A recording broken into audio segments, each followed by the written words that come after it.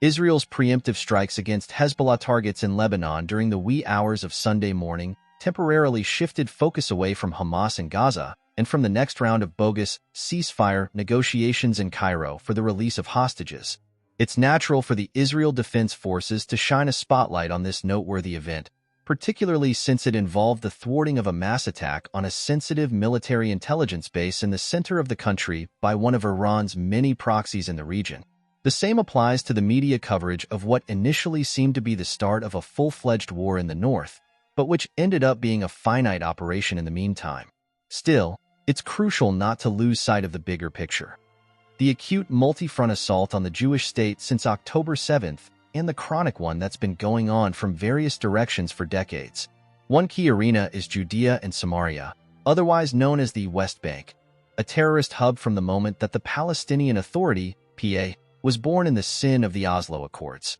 That was when the military fatigues-clad Yasser Arafat managed to pull his keffiyeh over the eyes of the peace camp in Israel and abroad in order to implement his plan to annihilate the Jewish state in stages. Today's PA leader, Mahmoud Abbas, has the same agenda as his predecessor, but dresses differently for foreign consumption. Having his pocket lined with millions of dollars, euros, and shekels doesn't hurt in this effort, since the mega-wealth enables him to purchase the best that Armani has to offer. It has also provided him with the cash to fund his pay-for-slay policy. Which brings us to his buddies at the United Nations. The illustrious international body on Wednesday marked International Day of Remembrance and Tribute to Victims of Terror with an exhibit in the foyer of its New York City building.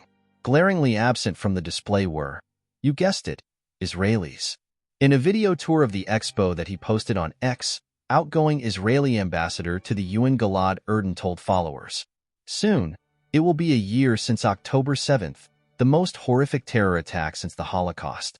Yet the disgraceful UN did not see fit to include even a single Israeli terror victim in the exhibition it is presenting for this day of remembrance. There are no words left to describe how morally corrupt and twisted the UN is. It's simply a disgrace."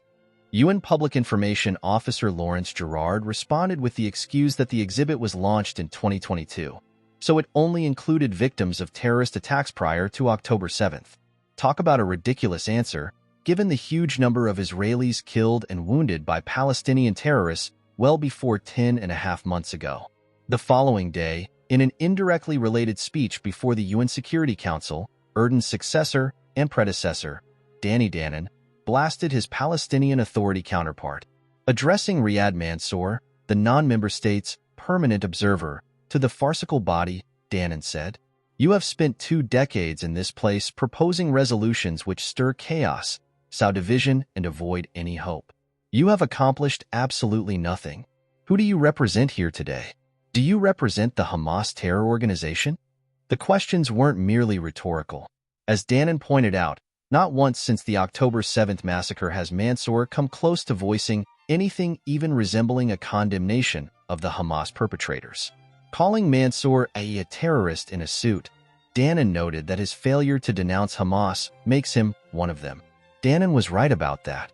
He was wrong, however, to tell Mansour that UD0 not represent the Palestinian people. In fact, every survey shows that if elections were held today in the PA, Hamas would win by a landslide. Nor is this new. Knowing that he would be pulverized at the polls, Abbas has prevented his people from casting ballots for many years. Furthermore, Israel doesn't need phony disavowals from mass murderers, whatever they're wearing.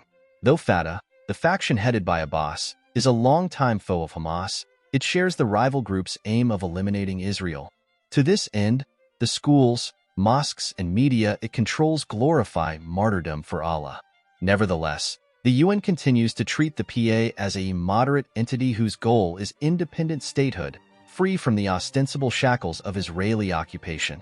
And those in the West who've come to acknowledge, grudgingly, that its current constellation can't be considered a partner for peace created a new fantasy, that of a revitalized Palestinian Authority with a lowercase a.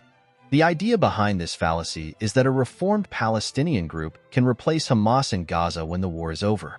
Good luck finding anyone in the PA who fits the bill, especially since the favored candidate for the top job, who's acceptable both to Hamas honcho Yahya Sinwar and much of the Palestinian street, is Marwan Barghouti.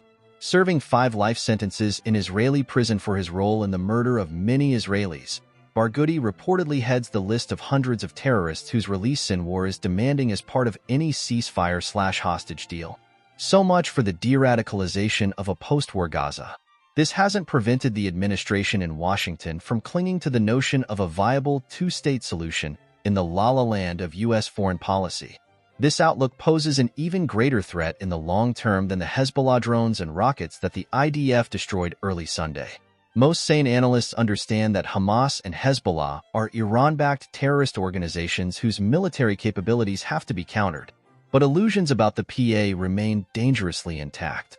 It's imperative for Israel to destroy the myth along with enemy missiles,